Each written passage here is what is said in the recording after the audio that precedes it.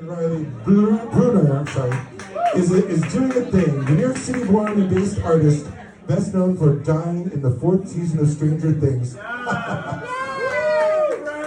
Richard, that was really him? Yes! I thought it looked like him and I was going to make that joke. Oh, God. Yeah. I didn't want to tell him because I thought he would get upset. No, it's not. Come on, Sackboy. Justice for Fred. All right. Justice for Fred! He's what's the word? Double jointed or triple jointed or quadruple jointed. Anyway, Logan returns to the freak out routine.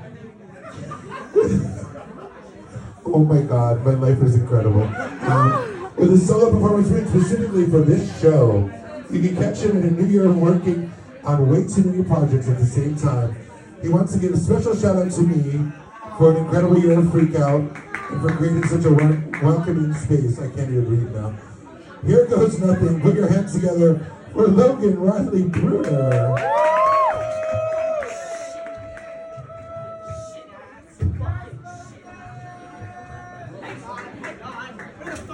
Oh, my drink's over there. Hi, good to see you, good to see you. Oh my God, you look so good. Thank you. Oh my God. I have to do a show. Hey, show. We have to do a show on Logan Riley Bruner! Don't spill it. I won't. Okay, so I wanted to do a show, or a thing, or a piece, or a performance, or a something.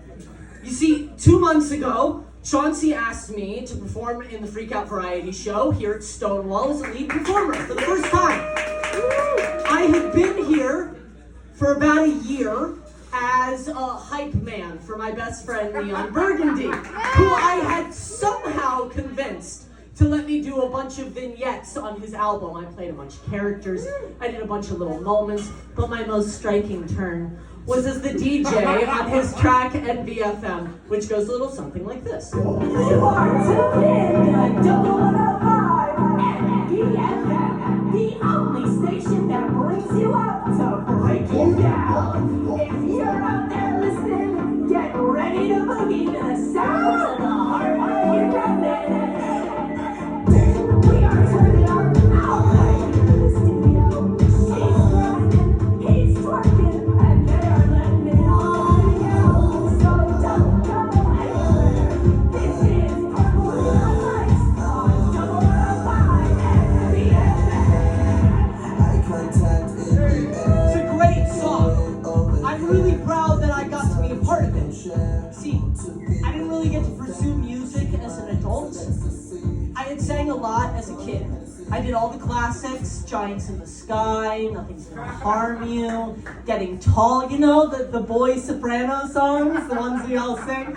But then, high school and puberty hit me at the same time, and so my voice group changed 3 times in 1 year of singing, and whatever confidence I had disappeared underneath a pile of singers that were stronger than me, or better than me, and I got scared. I was scared that the magic that I thought I had was gone, or that I'd never be as good as they were, or that I wasn't very good in the first place.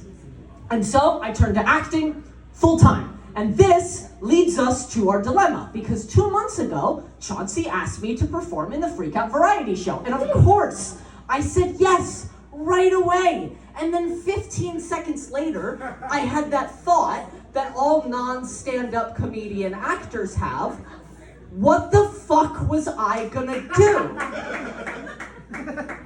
Didn't really have a plan for that one. You see, I got really good at saying other people's words. That's what most actors do. They get really good at being other people. And so now I was in this space where the job was to be me.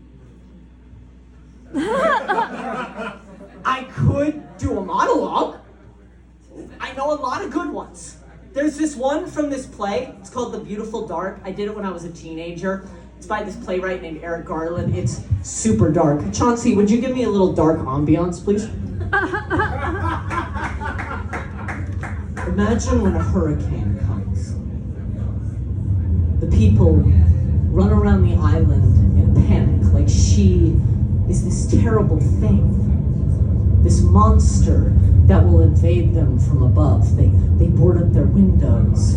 They buy supplies. They listen to the radio and wait for the winds to arrive. But what they do not know, what their feeble minds cannot comprehend, is that the hurricane is good, natural, a thing of beauty. You see, when she hits, she takes away all the disease and the death that the people have created for themselves, and she washes it out to sea. The houses with their perfectly manicured lawns, the offices where the drones do their mindless buying and selling, the schools where they feed the children lies. And then, and this can only happen if the hurricane does her work, can the sun come out.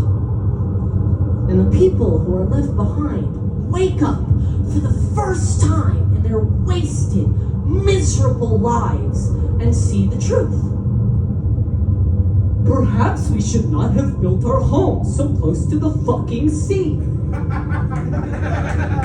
I guess we are all just assholes and pricks. Nature is right to destroy us, and she is. For you see, this is sadly what has to happen. For the buildings to be flattened with the people still inside, it's not punishment, it's not animus, it's not avoidable. It's simply nature. But I mean, who is going to want to watch me do that? No. This was a freak out variety show, right? I needed to do something that showed me. And I mean, how hard could that be? I've been a writer before. Did I forget to mention that? Yeah, I've been a writer before. When I was 17, I got really tired of people not casting me in things or casting me as the nerd all the time. Shout out Fred Benson. And so I started writing for myself. Badly. I had no training, I had no idea what I was doing, but I started swinging. And I got better, I got decent. I started learning, but I'm not gonna get up here and do a monologue that I wrote for myself. That would be crazy. Legit. No, instead I settled for poetry, or more specifically, spoken word, or as I call it, poetry with pizzazz. You see, spoken word combined my love of storytelling and my love of yearning into one beautiful package, the perfect blend of story and emotion. And so what I did is I made 4 poems my set, 2 old and 2 new. And, where the fuck my hat went? It went a little something like this. Hang on, I need the jacket, you need the full appearance. Come on, wardrobe. I'm not good with words. Talking, I mean. When I get in conversation, the thoughts make sense, but they don't always come out quite right. Especially when I'm nervous or trying to impress somebody. I never know quite what to say. It always comes out wrong. That's why I turn to writing. Here I have time. I have the ability to put things together. So I'm not so scared of messing up in front of you. So here goes. 1.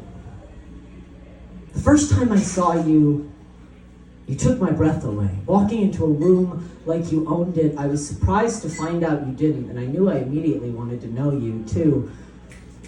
I love your smile. And I know you don't, and so you hide it, but when it comes out, it lights up my whole world. 3. If I had $1 for every time you made me happy, I would be the richest man alive. Some might say that I already am. 4. You don't know that this poem is about you. Maybe I'm reading it to someone else, or maybe I'm reading it alone to you, but I know you would never suspect it. 5. You deserve all the happiness in the world, the care that you show to others, even if you don't think they see. I do, and I want to give it back to you. 6. I'm afraid of you not feeling the same way. And so I write these in a way to tell you how I feel. I hide behind words on a page that could be about anyone but are about a specific person. 7. It may seem fast, or that I caught feelings in an instant, but for me, it's felt like years. And even though I'll wish for more years that can be spent by your side, I'll hide until I find the right words on the right page to tell you how I feel. I'll hide. Maybe one day I'll look up and you'll be looking back at me and you'll know. Or maybe you're writing about me at the same time that I'm writing about you. We're just too afraid to say it. They say you miss 100% of the shots you don't take. Maybe it's time that I took mine. And that was great! But I mean, afterwards, I felt unsatisfied. I mean, this was a chance to be in front of my peers and the people around me, and I read words off an iPhone. I wasn't memorized 2 months ago. I am now. But this was the Freak Out variety show. I needed to do something special, and I've gotten on stage and done that. There was no chance that Chauncey was ever going to ask me to do the show again. And then, the next month, Chauncey came up to me in the middle of the show and asked me if I wanted to be a part of the next Freak Out.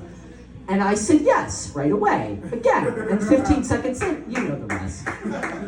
And so I wanted to do like a show or a piece or a thing. I wanted to do something in front of my peers that I could be proud of, something that made Stonewall proud, something that represented me. Me! Who the fuck even am I? I mean, I know who I am. I'm Logan. Woo! Hi. I'm an artist. I was born and raised in New York City, New York Pride. I've been on a couple TV shows. We mentioned Stranger Things tonight. That's kind of the most famous that I've ever been. I like video games. I like Dungeons and Dragons. I like smoking weed. Love it. I'm pansexual. I'm single. I'm a very straightforward guy. But I'm not straight, I promise. I'm queer, I swear. Sorry about that. I sometimes feel the need to justify myself in certain spaces. Okay, let's be honest, I feel the need to justify myself in all spaces. See, I don't really feel queer enough for queer spaces, or creative enough for artistic spaces, or hot enough for social spaces, or smart enough for intellectual spaces, and so I show. I do it up, or I show it up, or I play it up, and I hope that people won't recognize that I'm pretending, or hiding, or lonely. But that walls off intimate connections, and I'm working on that. Thanks to therapy. And it cuts off people who just want to get to know me, or help me, or care about me. I wrote an entire poem that I performed 2 months ago about how I love everything about myself, and I'm still probably gonna find like 5 things in the whatever the fuck this is that I hate and want to change. But maybe that's kind of the point. Maybe being me is just showing up as wherever I am with whatever I have and doing something and showing something. That actually reminds me of another vignette from the Neon Burgundy album. Yes. It's actually something that I said to him like over and over and over and over again, which is why we put it on the album. Maybe I should listen to myself. Maybe if I do that, if I just show up with where I am and who I am and what I've got, maybe then I'll find me. Chauncey? Maybe you could try letting each experience its own experience. And trust that all of it, for better or for worse, will be exactly what it's supposed to be. How would that feel? You know?